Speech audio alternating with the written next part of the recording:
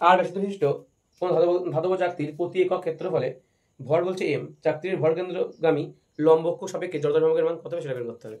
তাহলে কি করতে পারি আমরা এখান থেকে, ব্যাসার্ধ বলে দিয়েছে আর, ঠিক আছে, ব্যাসার্ধ কি বলে দিয়েছে, ব্যাসার্ধ বলে দিয়েছে আর, ঠিক আছে, ব্যাসার্ধ বলে দিয়েছে কত, আর ব্যাসার্ধ বলে দিয়েছে, বলছে চাকতির প্রতি একক ক্ষেত্রফলের ভর হচ্ছে এম, প্রতি একক ক্ষেত্রফলের ভর কত বলছে এম, তার মানে আমি যদি বলি চাকতির ক্ষেত্রে টোটাল ক্ষেত্রফল হচ্ছে পাই আর স্কোয়ার, তাই যদি হয় তাহলে একক ক্ষেত্রফলের ভর কত বলছে এম বলছে, ক্যাপিটাল এম, ঠিক আছে, ক্যাপিটাল এম, তাহলে বলছে পাই আর স্কোয়ার এই অংশের ক্ষেত্রফলের জন্য ভর কত হবে, তাহলে সেটা হচ্ছে আমরা capital M pi R square, এটাকে আমি স্মল এম দিচ্ছি। তাহলে যথাক্রমিক সূত্র হচ্ছে I equal to half M,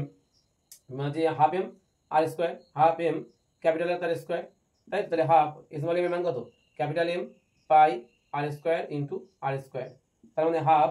কত হবে, হাফ তারপর কত আছে উত্তরে, পাই আগে দিয়েছে, তাহলে হাফ পাই এম আর মাথায় দুটো আছে, দুটো দুই দুই করে মানে 4 হবে, তাহলে হচ্ছে হাফ এ pi m r to the power 4। Option A হচ্ছে আমাদের রাইট অ্যান্সার,